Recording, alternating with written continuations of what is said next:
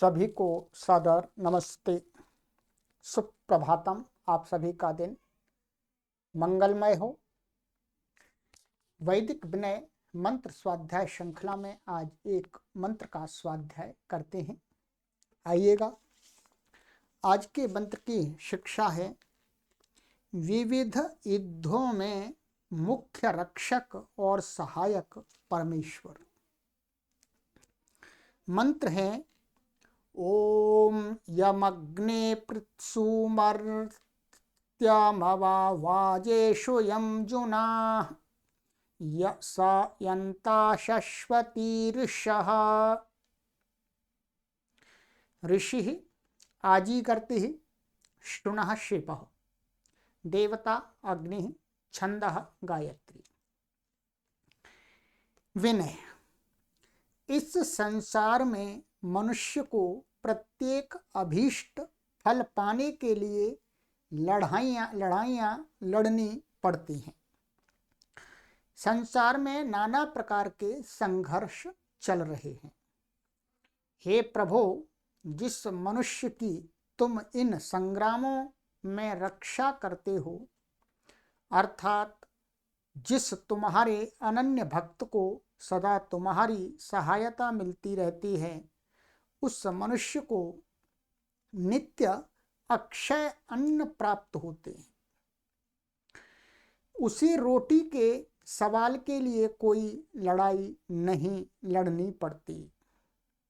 वह इससे निश्चिंत हो जाता है, क्योंकि उसे एक नित्य अन्न मिल जाता है, जिससे वह सदा ही तृप्त बना रहता है। वह जानता है कि जिसे तूने यह शरीर दिया है और जो तू उसके इस शरीर की नाना प्रकार से रक्षा कर रहा है, वही तू उसके इस शरीर को अन्न भी देता रहेगा। सब संसार के पशु पक्षियों की चिंता करने वाला तू उसके शरीर की भी स्वयं चिंता करेगा, नहीं तो शरीर को ही वापस ले लेगा। वह जानता है कि अपने भक्तों के प्रति उसकी यह प्रतिज्ञा है, तेषां नित्याभियुक्तानां योगक्षेमं वहाम्यहम्। यह गीता का वचन इन्होंने यहाँ पर उद्धृत किया है। भक्तों के योगक्षेम करने की चिंता तूने अपने ऊपर ले रखी है। बस यही ज्ञान है जिसके कारण वे निश्चिंत रहते हैं, तृप्त रहते हैं। यही ज्ञान नित्य अन्न है। यह रोटी का अन्न तो अनित्य है। आज खाते हैं, कल फिर भूख लग आती है।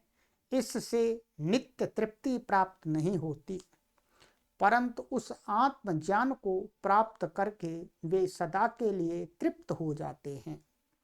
वे इसी आत्मज्ञान पर जीते हैं, रोटी पर नहीं जीते हैं। अतएव रोटी न मिलने पर, शरीर छूटने पर वे मरते भी नहीं हैं। वे अमर हो चुके होते हैं। हम लोग रोटी पर ही जीते हैं और रोटी न मिलने पर मर जाते हैं।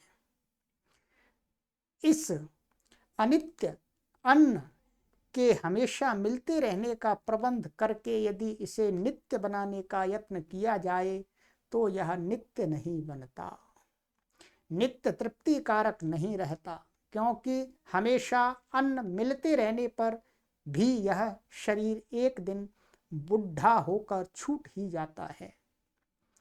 रोटी उस समय उसकी तृप्ति व रक्षा नहीं कर सकती। अतः नित्य अन्न तो ज्ञान तृप्ति ही है। हे परमेश्वर, इस युद्धमय संसार में तुम जिसके सहायक होते हो, उसे यह शाश्वत अन्न देकर, इस शाश्वत ईश का स्वामी बनाकर उसे अमर भी कर देते हो।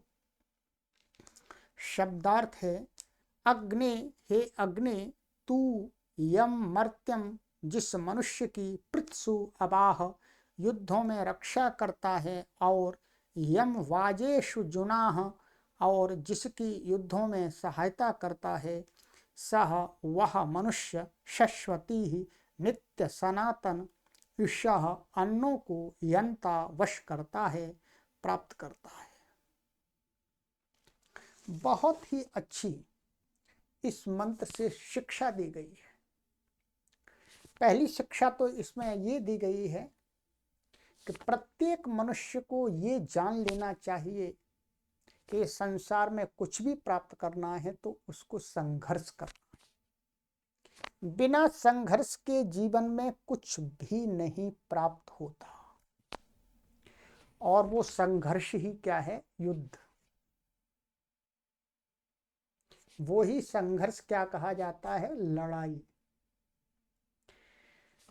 तो कहा कि संघर्ष, परंतु जो नित्य वस्तु को प्राप्त करने के लिए संघर्ष करता है, वस्तुतः परमात्मा उसी को वह नित्य वस्तु प्रदान करते हैं। तो वो नित्य क्या है? वह परम पिता परमेश्वर का आनंद, मुक्ति रूप आनंद। परमात्मा उस मुक्ति रूप आनंद को जिसको दे देता है वो हमेशा हमेशा के लिए तृप्त हो जाता है, हमेशा हमेशा के लिए अमर हो जाता है। तो उस नित्य आनंद की प्राप्ति करने के लिए संघर्ष करता है, जो युद्ध करता है, परमात्मा उसके रक्षक होते हैं, उसको अमर बना देते हैं। और कहते हैं कि जो अनित्य शरीर को बचाने के लिए रक्षा करता है, तो वो इस शरीर की रक्षा करता करता करता करता नहीं कर पाता। अर्थात कहता है शरीर के लिए अन्न चाहिए, अन्न को प्राप्त करता रहता है, परंतु एक दिन ये शरीर अन्न खाते खाते बूढ़ा हो जाता है, अन्न खाते खाते ही चल पड़ता है। तो इसलिए जो योगी होते हैं, साधक होते हैं, ज्ञानी पुरुष होते हैं, वो किसके लिए संघर्ष करते हैं, किसके लिए युद्ध करते हैं? अपने आप को अमर बनाने के लिए, अमरत्व प्राप्ति के लिए परमपिता परमेश्वर वस्तुतः उन्हीं का सहायक होता है। आइएगा हम सभी भी उस नित्यानंद को प्राप्त करने के लिए संघर्ष करें, जिससे परमपिता परमेश्वर हमारा सहायक बने, हमारा रक्षक बने, हमें अमर कर दे।